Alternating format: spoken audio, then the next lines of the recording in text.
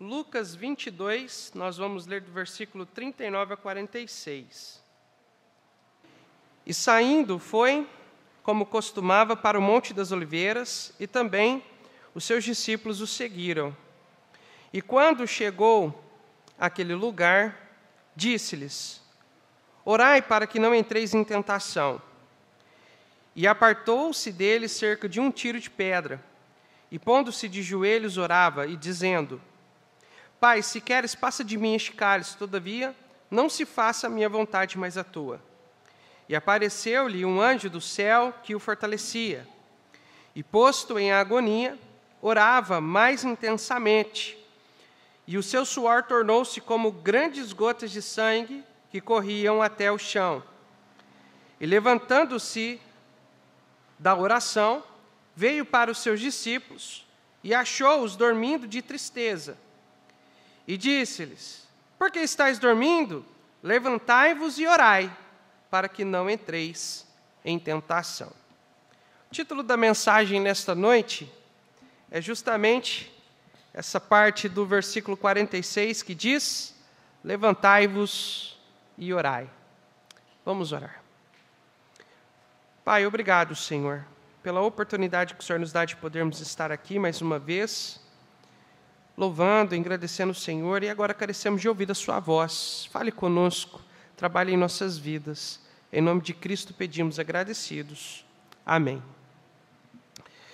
Muito bem, irmãos, nós estamos aqui diante da passagem quando o Senhor Jesus Cristo, após celebrar a última Páscoa e também de estabelecer, de instituir a ceia do Senhor, ele sai com seus discípulos e vai em direção ao Monte das Oliveiras. E ali, no jardim dos Getsêmani, o Senhor Jesus Cristo dá uma ordem para os seus discípulos. Nós encontramos essa ordem aí no versículo 40, que diz assim: Orai, para que não entreis em tentação. O Senhor Jesus Cristo mandou que os discípulos orassem, mandou que eles rogassem ao Senhor. Jesus tinha uma razão para isso, nós vamos ver daqui a pouquinho. E o próprio Senhor Jesus Cristo, depois de mandar os discípulos orar, ele mesmo se apartou deles, foi para um lugar à parte, e ele, dobrando os joelhos, aí no versículo 41, deixa bem claro, né? Pondo-se de joelhos, orava, né? Eu sei que para Deus, irmãos, mais importante do que posição é o nosso coração diante dele. Não importa se você está deitado, se você está de pé, se você está sentado ou se você está de joelho. Mas interessante que estar de joelho significa uma rendição completa diante do Senhor, né? Então, orar de joelhos é importante também, né? Por isso que eu peço para os irmãos, sempre que podem, né, orar de joelhos aqui na igreja. E aqui na oração de Jesus nós podemos ver ele pedindo forças para o momento de angústia, para o momento que ele vai enfrentar, que é a morte. Ele sabe que ele vai sofrer muito. Então ele pede por forças ao Senhor. Humanamente falando, Jesus Cristo pede para passar dele aquele cálice. Mas ele sabe que ele precisava passar por aquilo e ele precisava de forças. Enquanto ele estava orando, veio um anjo servi-lo, veio um anjo fortalecê-lo ali. Interessante que em todos os evangelhos que narram essa descrição, esse acontecimento aqui, apenas Lucas descreve o anjo vindo servir o Senhor Jesus Cristo. Só que Jesus Cristo ele entra em grande agonia. E quanto mais agoniado ele fica, mais intensamente ele orava. Veja comigo aí no versículo 44. E posto em agonia, orava mais intensamente. Irmãos, muitos crentes, quando oram, né, e começam a ficar agoniados, muitos crentes têm a tendência de deixar de orar. Mas quanto mais agoniado, mais intensamente precisamos orar, né? Esse texto mostra isso claramente para nós, né? Jesus mostra isso para a gente. E Jesus ele chega a ficar tão agoniado que o seu suor começa a ficar como grandes gotas de suor, né? Lendo a respeito disso, né, alguns comentaristas acreditam que é o suor, né, que como grandes gotas de sangue, se refere à intensidade do suor dele. Mas existe uma anomalia, um problema, que quando a pessoa ela entra em grande agonia, em grande estresse emocional, o suor dessa pessoa os poros dessa pessoa começam a sair sangue junto com o suor. E possivelmente é isso que aconteceu com Jesus. Ele já começou a sentir a agonia da morte ali em oração. E quando o Senhor Jesus Cristo ele termina de orar, ele vai em direção aos seus discípulos. Adivinha o que estava acontecendo com eles? Estava dormindo. Estava despreocupado, sem interesse nenhum do que estava acontecendo, né? Mas o Senhor Jesus Cristo acorda eles, chama a atenção deles, dizendo assim: olha, por que vocês estão dormindo? Levantai-vos e orai, para que não entreis em tentação. Né? Inclusive é esse texto que eu uso para dar o título a essa mensagem: levantai-vos e orai. Essa semana eu estava lendo esse texto nos meus devocionais, no meu tempo a sós com Deus. Eu estava orando e meditando nas Escrituras e li esse texto e comecei a meditar nesse texto. E eu pude observar que esse texto nos ensina 3 grandes verdades que quero compartilhar com os irmãos. Deus me mostrou isso para me aplicar na minha vida e quero nesta noite compartilhar com os irmãos para que seja uma bênção na vida dos amados irmãos. A primeira verdade que esse texto nos ensina é o dever da oração. Veja comigo aí nos versículos 40 e 46. E quando Jesus chegou àquele lugar, disse-lhe: orai, para que não entreis em tentação. Versículo 46. Por que estáis dormindo? Levantai-vos e, diz alguém. Então Jesus aqui, irmãos, ali no Monte das Oliveiras, ali no jardim do Getsêmani, Jesus ele vai para aquele lugar com apenas um propósito: orar, Beto.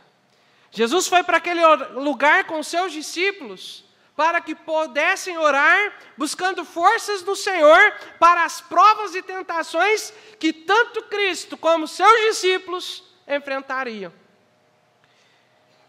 E eu analisando aqui, irmãos, essa parte, principalmente dos versículos 39 a 46, nós podemos ver que o Senhor Jesus Cristo está nos ensinando justamente o dever que todo crente em Cristo tem de buscar o Senhor em oração. O dever que todo discípulo tem de orar ao Senhor. Isso é uma responsabilidade de cada um de nós.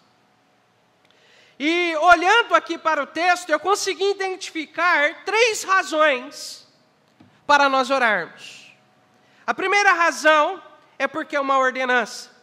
Tanto nos versículos 40 e 46, o verbo orar está conjugado de uma maneira que indica uma ordem.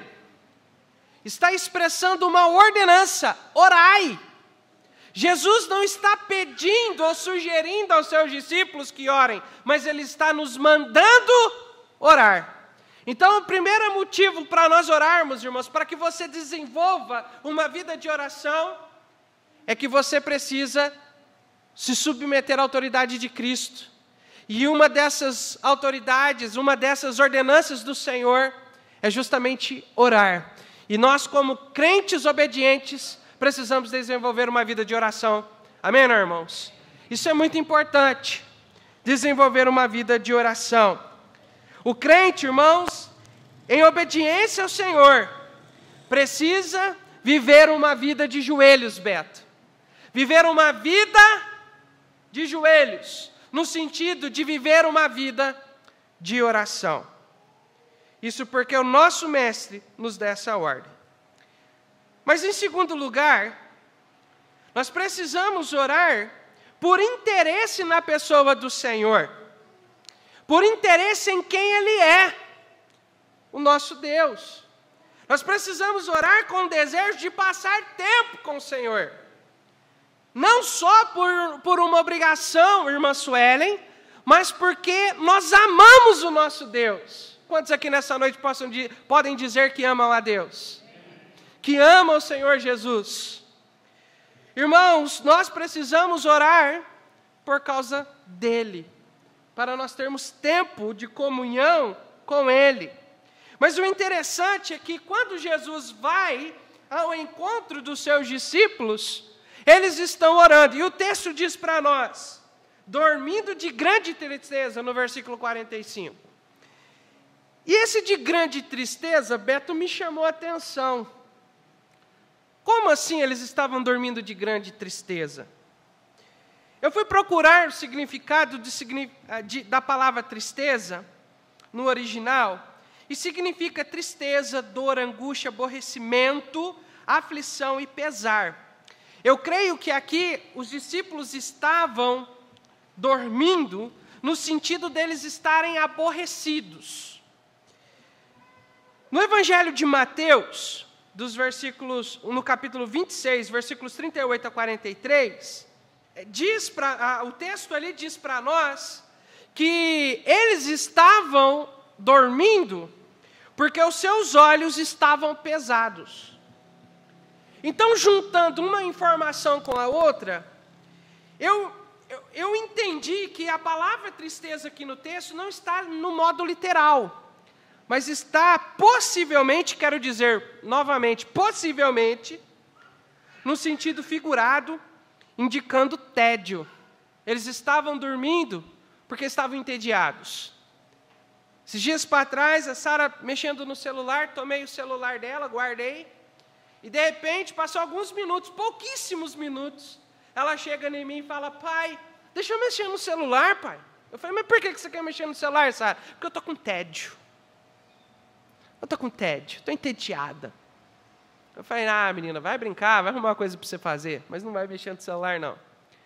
Hoje nós vemos muitas pessoas entediadas, principalmente por causa das telas na nossa vida. E os discípulos negligenciaram a oração por causa do tédio, eles estavam entediados.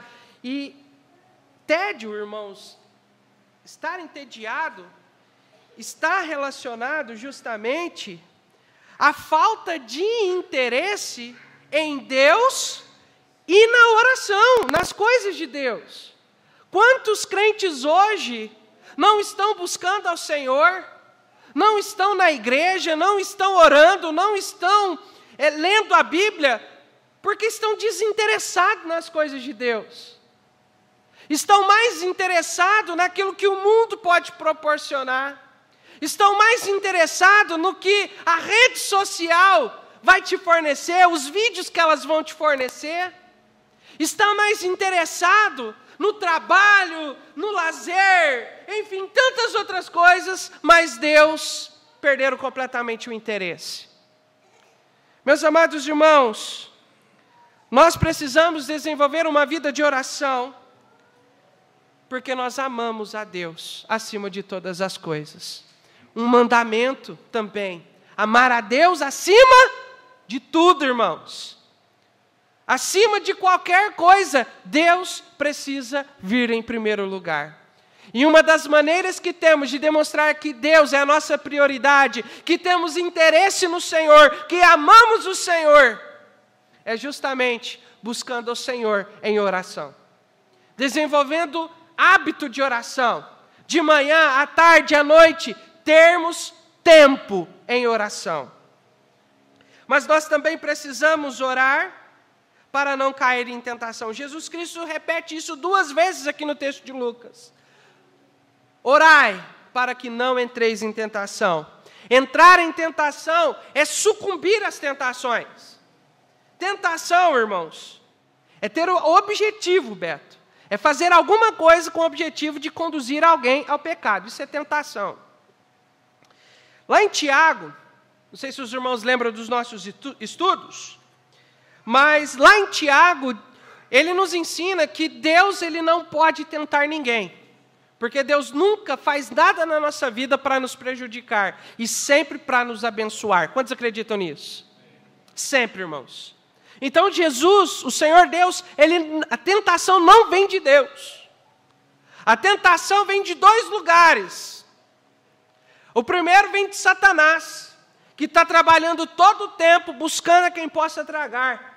Satanás, ele fica lançando seus dardos, suas setas, para desanimar o nosso coração, para que nós venhamos tirar os nossos corações do Senhor, para que sejamos presas fáceis para Ele destruir a nossa vida. Ele quer colocar empecilhos, pedras de tropeço no seu caminho, para que você venha tropeçar no pecado e ali se lambuzar no pecado e se desqualificar diante do Senhor.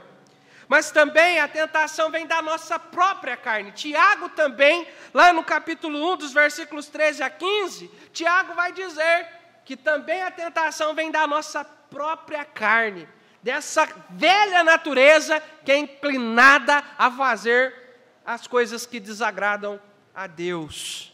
Então, irmãos, nós precisamos tomar muito cuidado. E na oração, irmã Gilda, nós oramos para que a nossa carne venha a ser crucificada, para que o nosso espírito seja fortalecido através da oração e através da palavra do Senhor, da comunhão do Senhor, para que possamos viver aqui em obediência. Quando nós não oramos, meus irmãos, quem é enfraquecido, quem é crucificado, é a nossa vida espiritual. E quem é fortalecido? A nossa carne. E quando a nossa carne começa a controlar, irmãos, nós vamos passar por muitos problemas aqui em resultado dessa vida controlada pela carne. Porque a carne, irmãos, de acordo com Paulo em Romanos, diz que opera a morte. Opera disciplina, leva a disciplina em nossas vidas. Mas o Espírito produz vida. Amém, irmãos? Produz vida. Então, irmãos, nós precisamos desenvolver uma vida de oração. Nesta noite, nesse primeiro ponto, que você precisa colocar no seu coração, Deus quer que você seja um homem e uma mulher de oração. Que você não ore apenas quando você está aqui, mas que lá na sua casa, você seja um guerreiro de oração. Você seja uma mulher, um homem, que sempre está na presença do Senhor, andando com Deus, se revestindo do Senhor, crucificando sua carne todos os dias, de joelho no chão. Uma vez eu vi num livro, falando a respeito da importância da oração e a importância da edificação da família. E falando ali a respeito dos nossos filhos, falando para os pais, que se nós queremos que os nossos filhos fiquem de pé, nós, pai, precisamos ficar de joelhos. Quantos entendem isso? Para os nossos filhos ficarem em pé, nós, pais, precisamos ficar de joelhos. Se a sua vida, você quer ter uma vida abençoada diante do Senhor, fique de joelhos. Se você quer ter um casamento abençoado, fique de joelhos. Se você quer ter um trabalho abençoado, fique de joelhos. Se quiser estabilidade lá no emprego, Jonas, fique de joelhos. Deus está chamando eu e você para ficarmos de joelhos, irmãos. No sentido de sermos homens e mulheres de oração. Amém, irmãos? Em segundo lugar, a segunda coisa que esse texto falou comigo, irmãos, que Deus falou comigo através desse texto, é que esse texto nos ensina o resultado da falta de oração. Os discípulos, quando Jesus os encontrou, eles estavam completamente desinteressados de orar. Estavam negligenciando a oração. Jesus primeiramente manda, e segundo exorta, puxa a orelha deles e manda de novo. Oreis para que não entreis em tentação. E nós podemos ver, irmãos, que a negligência da oração por parte dos discípulos causou alguns transtornos para eles. A gente pode ver isso especificamente na vida de Pedro. Na vida de Pedro. Pedro negligenciou a oração. E depois que ele negligenciou a oração, duas coisas aconteceram com ele. Veja comigo o versículo 50 do texto de Lucas 22. E um deles feriu o servo do sumo sacerdote e cortou-lhe a orelha direita. Um deles, quem? Pedro. Aqui no texto de Lucas não fala o nome dele, mas lá em João, capítulo 18, versículo 10, diz assim: Então Simão Pedro, que tinha a espada, Pedrão estava segurando uma espada, desembainhou-a e feriu o servo do sumo sacerdote, cortando-lhe a orelha direita. E o nome do servo era Malco. Em João diz que era Pedro quem cortou a orelha, e ainda fala o nome do servo, Malco. Irmãos, quando nós negligenciamos a oração, nós vamos agir de maneira semelhante a de Pedro aqui nesse texto. Nós vamos agir na carne, é isso que vai acontecer. Porque na oração nós crucificamos a carne e fortalecemos o nosso espírito.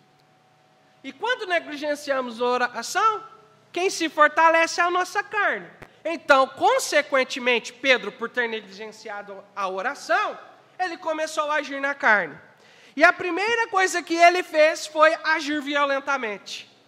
Pedro pegou a espada e já partiu para cima deles, querendo pegar o primeiro, e ele ainda vai no servo e consegue ainda cortar a orelha do servo.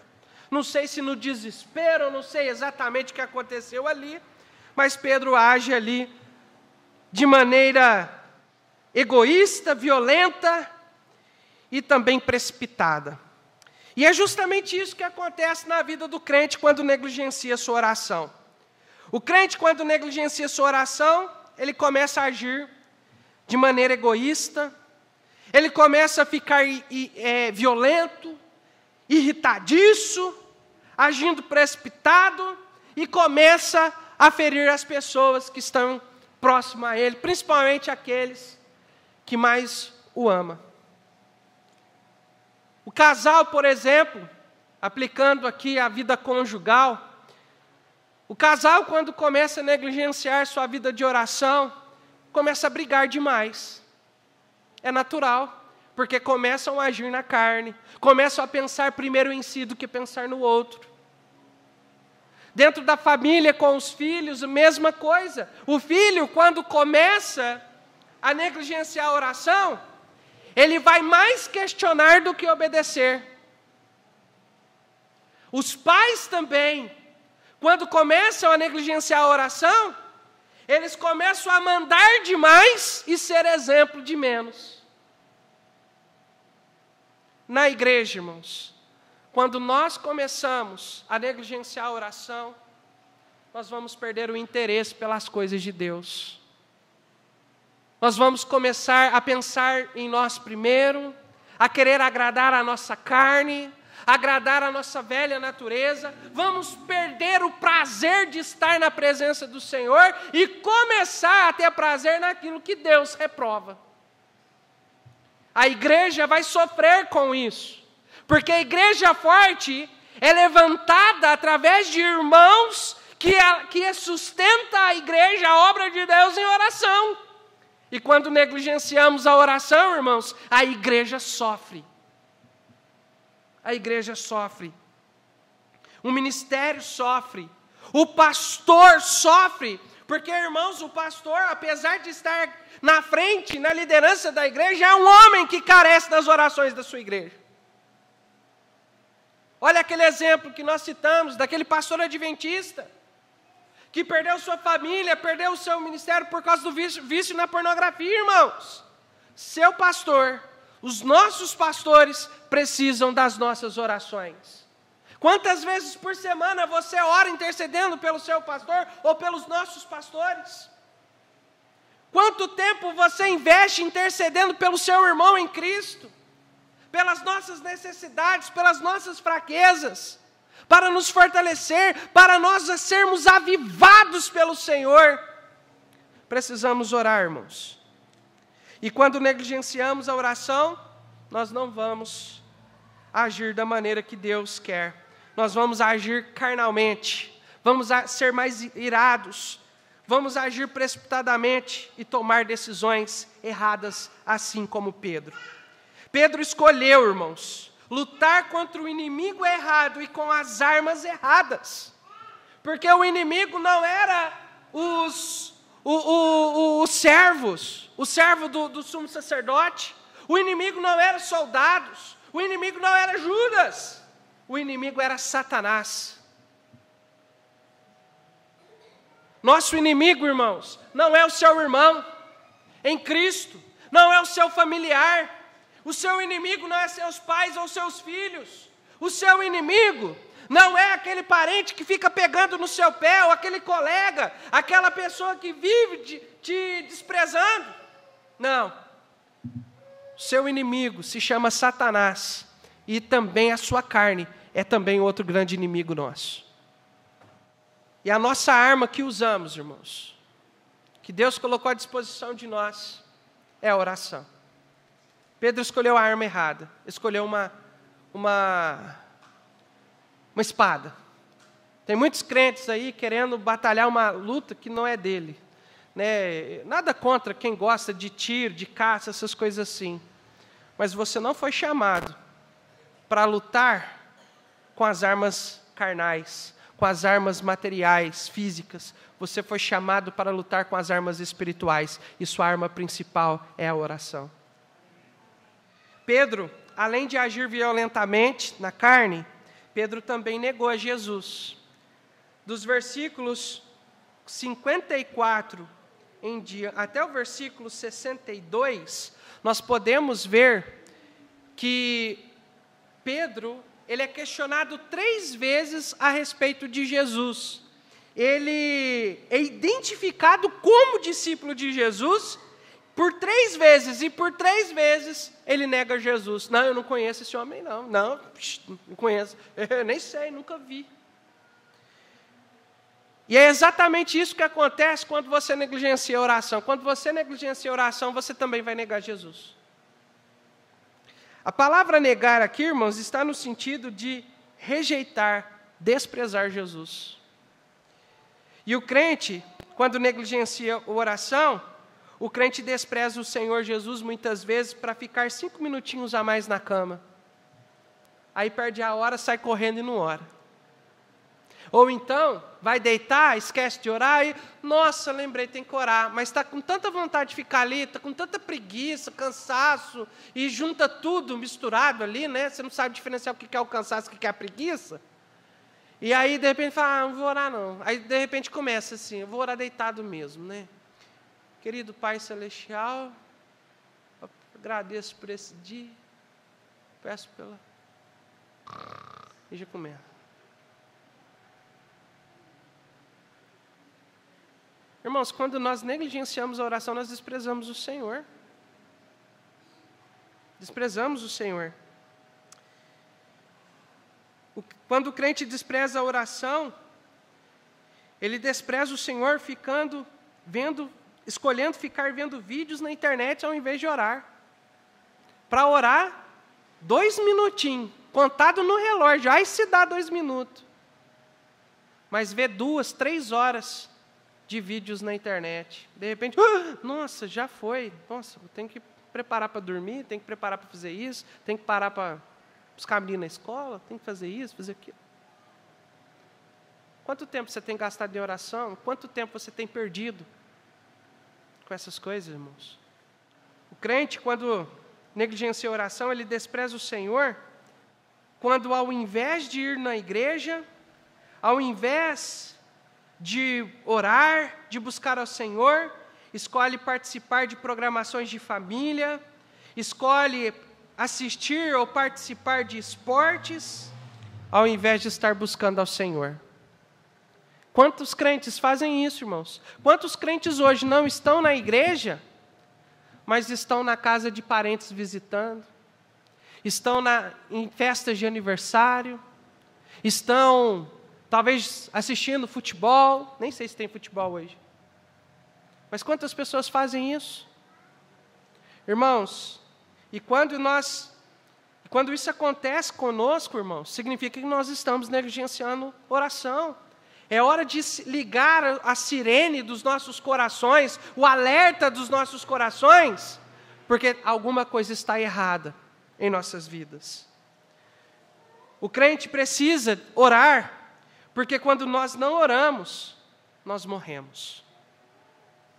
Morremos espiritualmente.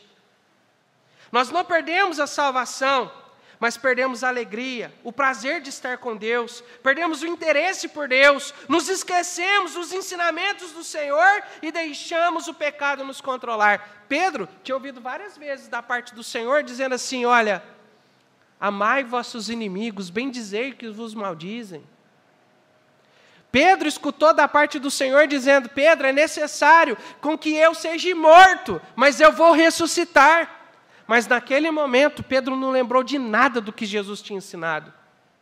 Quando nós negligenciamos a oração, irmãos, nosso coração fica calejado, fica endurecido, e nós perdemos a sensibilidade do toque do Espírito Santo na nossa vida, dizendo, arrependam-se, volte-se para o Senhor. E o resultado do pecado na vida do crente é disciplina. Nós precisamos ser crentes de oração, amém, irmãos? Precisamos ser crentes de oração. Nós já vimos aqui que Jesus, neste texto, nos ensina a importância da oração. Nós vimos o resultado da falta de oração. E aqui eu quero mostrar também a misericórdia do Senhor. Quando eu analisei esse texto e olhei para esse texto, eu consegui ver a misericórdia do Senhor. Nos versículos 61 e 62, veja comigo aí. E virando-se o Senhor, olhou para Pedro, e Pedro lembrou-se da palavra do Senhor, como lhe havia dito, antes que o galo cante hoje, me negarás 3 vezes. E saindo Pedro para fora, chorou amargamente. Quando Pedro, ele nega Jesus, em consequência da sua negligência de oração, Pedro nega 3 vezes, o galo canta. Quando o galo canta, eu não sei se ele lembra do que Jesus tinha falado, mas eu sei que ele se vira para o lado de Jesus. E quando ele olha para Jesus, Jesus olha para Pedro. E quando Jesus olha para Pedro, sabe quando dá aquele gelo, quando você lembra de uma coisa que era para você ter feito e você não fez? Sabe aquele gelo? Pedro olha para Jesus, e Jesus olha para Pedro, e quando Pedro vê Jesus olhando para ele, o tipo de olhar de Jesus faz Pedro lembrar de tudo que ele tinha falado, e o que Pedro faz é ir para um canto e chora amargamente arrependido de ter negado o seu Senhor e Salvador. Irmãos, eu creio que esse olhar de Jesus significa 2 coisas aqui. Significou 2 coisas, pelo menos, para Pedro. Primeiro, significou reprovação. Antigamente, os pais mais rígidos, eles não precisavam ameaçar os filhos, falando assim, se você não ficar quieto, eu vou pegar a varinha e vou te bater. Vou pegar a chinelo e vou te bater. Não precisava ficar ameaçando. O pai só batia o olho. Quando o pai olhava, o filho já sabia. Estou enrolado. Entrei numa enrascada. Meu pai vai me pegar. Quando já aconteceu isso com você? Então, quando Jesus olha para Pedro, eu creio que Jesus estava dizendo assim, eu não te disse, Pedro? Eu não te falei que você ia me negar? Pedro, eu não te disse? Um olhar de reprovação. Mas, irmãos, Jesus não rejeita Pedro. Jesus reprova a atitude de Pedro. E isso, irmãos, é maravilhoso. Isso porque Jesus nos ama, amém, irmãos? Quando pecamos, Deus não simplesmente nos abandona, fala, não, você vai perder a salvação, você vai fazer isso, você vai fazer... Não quer mais saber de você. Deus não é o homem para fazer isso. Deus nos ama incondicionalmente. Quando pecamos, Ele reprova a nossa atitude, o nosso pecado, mas Ele está buscando nos restaurar, nos levar para mais perto dEle novamente, nos trazer a obediência, a plena e perfeita vontade dEle. E eu creio que é justamente isso que acontece aqui. Jesus está olhando para ele, reprovando a sua atitude, mas ao mesmo tempo demonstrando misericórdia. E aqui é o segundo significado do olhar de Jesus, misericórdia.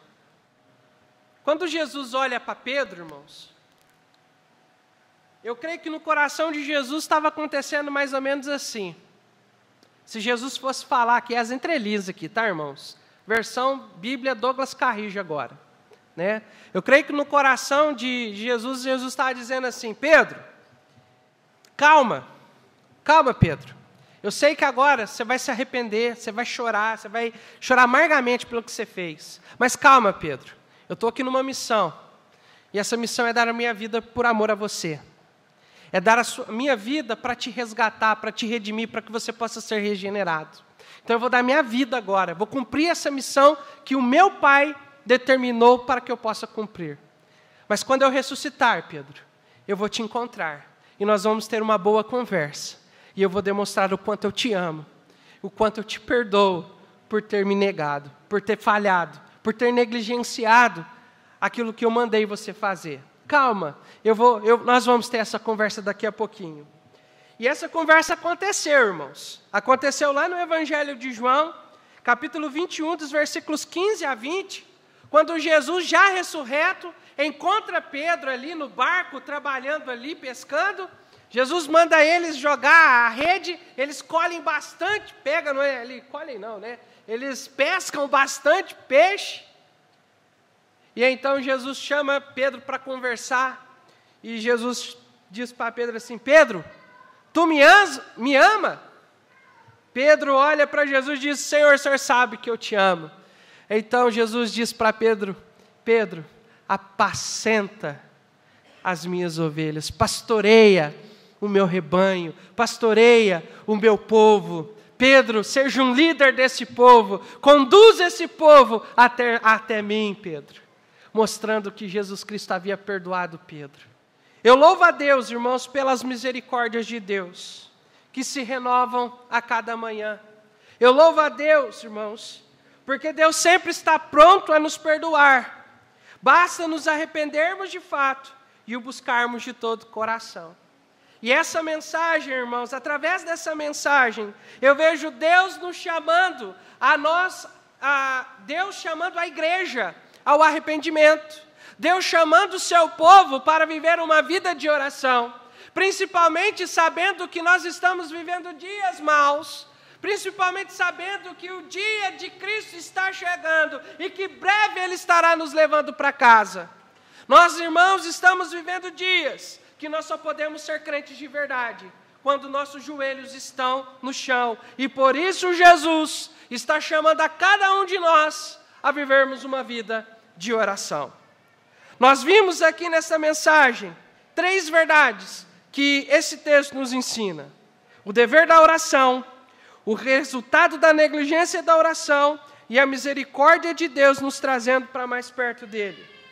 Irmãos, precisamos ser homens e mulheres de oração, nos revestindo do Senhor e da força do seu poder, buscando forças para vencermos o mundo mau, vencermos as tentações carnais, as tentações, as pedras de tropeço que Satanás coloca em nossos caminhos para nos derrubar. E nós só vamos conseguir vencer esses inimigos através da arma chamada oração. Nós estamos desejando ver uma igreja forte em Cássia. Eu quero uma igreja cheia. Eu quero colocar os bancos aqui na disposição, aqui, Beto, para que nós possamos ter 120 pessoas sentadas nesses bancos. Eu quero pegar esses 3 bancos que nós colocamos aqui para os músicos, que não há necessidade de estarem aqui esses bancos. Mas eu gostaria de pegar esses bancos e colocar aí, colocar cadeiras aqui para os meninos. Mas eu quero ver esses bancos todos lotados, todos cheios. Isso vai depender de nós termos uma vida de oração, uma vida de comunhão com Deus. Precisamos interceder todos os dias pela nossa igreja. Precisamos orar todos os dias para que o Senhor salve almas. Precisamos orar para os novos convertidos, para que possam crescer espiritualmente. Precisamos orar para os irmãos mais velhos na fé, para serem maduros espiritualmente. Precisamos orar, irmãos, para aquelas pessoas que estão chegando, que talvez ainda não foram regeneradas, mas nós estamos trabalhando com essas pessoas para que elas possam ter um encontro com Jesus e terem suas vidas transformadas. Nós queremos logo começar a mexer no terreno. Nós vamos daqui a pouquinho, já entrei em contato novamente com a arquiteta, para ver a respeito se ela está realmente disponível. Ela já reafirmou: não, pastor, eu estou aqui, quero fazer. Não arruma ninguém, pastor. Logo, logo, nós vamos estar furando os buracos lá pela graça do Senhor e Salvador Jesus Cristo, irmãos. Mas eu pergunto, o diabo quer isso? O diabo quer isso, irmãos? Não, ele não quer isso. Ele não quer que a gente faça nada lá. O que ele quer é que nós abaixemos essas portas aqui e paremos com os nossos cultos. É isso que ele quer. Ele quer que a gente pare com o rádio. Ele quer que a gente pare de visitar. Que a gente pare com os estudos bíblicos. Ele quer que a gente pare de buscar ao Senhor. Ele quer que você pare de vir à igreja. Que você pare de orar. É isso que ele quer. Mas, irmãos, nós só vamos ter forças para vencê-lo com os joelhos no chão. Nós só vamos ver essa igreja avançando com os joelhos no chão. Então, nessa noite, irmãos, o Senhor Jesus te chama a uma vida de oração. Deus está chamando a Igreja Batista Macedônia de Cássia a se levantar e a orar